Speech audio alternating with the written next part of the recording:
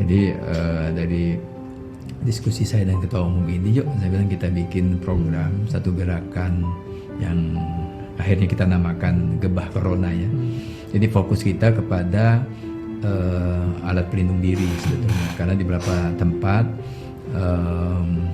ya kami mendapat info memang harus dibuktikan dengan benar ya, misal ada kekurangan, kebutuhan.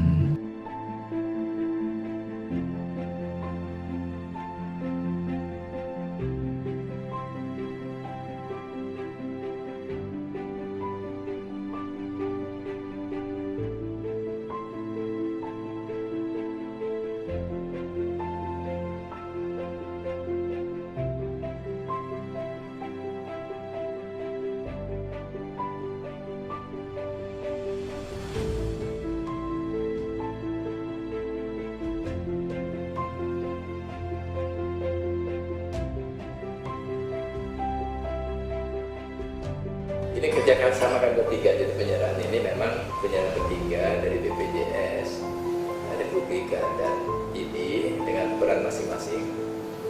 BPJS peran menginisiasi dan kemudian lewat jaringan BPJS untuk menggugah setiap orang untuk turut berpartisipasi.